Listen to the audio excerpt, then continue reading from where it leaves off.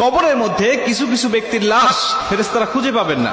ফেরেশতারা কবরে আসবেন, আসার পরে দেখবেন যে কিছুক্ষণ আগে যে মাইয়াতকে দাফন করা হলো সে মাইয়াতের লাশ কবরের মধ্যে খুঁজে পাচ্ছেন না। আল্লাহ রাসূল সাল্লাল্লাহু আলাইহি সাল্লাম বলেন, বুখারীর বর্ণনায় আসছে যে মাইয়াতকে যখন দাফন করে আত্মীয় স্বজনরা চলে যায়, 40 কদম দূরে যাওয়ার পরেই তার কবরে ফেরেশতার আগমন হয়। দুইজন ফেরেশতা তার কবরে আসে।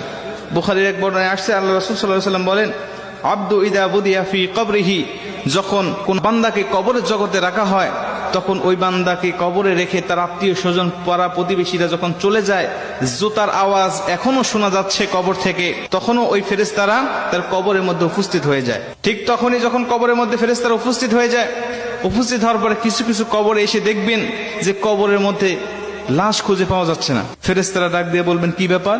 কিছুক্ষণ আগে একজন ব্যক্তির লাশ রাখা হলো, লাশটা গেল কোথায়? তারা তাকিয়ে দেখে যে বিশাল আকৃতির একটা পাখি কবরের মধ্যে শুয়ে আছে বা দাঁড়িয়ে আছে বা বসে আছে।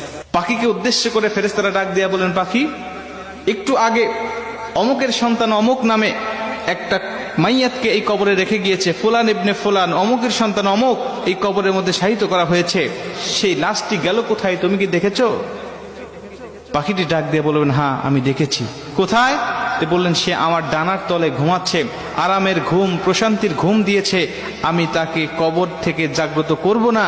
ইসরাফিল আলাইহিস সালাতু ওয়াস সালাম যখন সিংহায় ফুঁক দিবে তখন পর্যন্ত আমি তার পাহারাদার হিসাবে এখানে থাকব, তাকে প্রশান্তির ঘুম দেওয়ার জন্য আমি এখানে তাকে পাহারা দিব।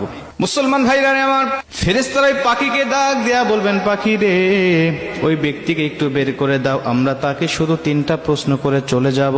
3টা প্রশ্নের উত্তর যদি দিতে পারে তাহলে তুমি তাকে আরামের ঘুম, প্রশান্তির ঘুম তুমি তাকে পেরে রাখবে।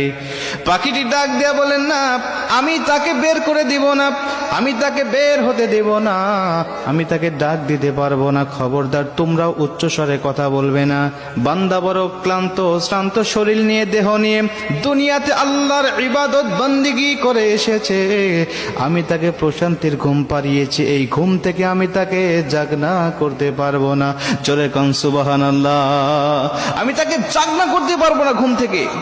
ফেরেশতারা ডাক দিয়া বলবেন, তোমাকে জাগনা করতেই হবে, কারণ আমি তাকে 3টা প্রশ্ন করব, তাকে রব সম্বন্ধে, দিন সম্বন্ধে আর নবী সম্বন্ধে তার কেমন ধারণা আছে, আমি তার কাছ থেকে এই জবাবদিহিটা নিতে চাই।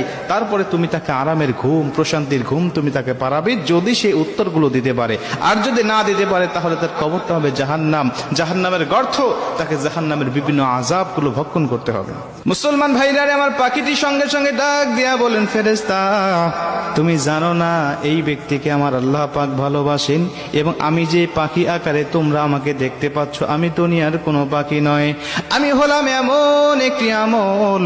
দুনিয়ার জমিনে বান্দা যত কোরআন তেলাওয়াত করেছে, দুনিয়ার জমিনে নামাজের মধ্যে বান্দা কোরআন তেলাওয়াত করেছে, দুনিয়ার জমিনে বান্দা আল্লাহর জিকির করেছে, দুনিয়ার জমিনে তাহাজ্জুদে আমাকে তেলাওয়াত করেছে, দুনিয়ার জমিনে বান্দা সর্বস্ব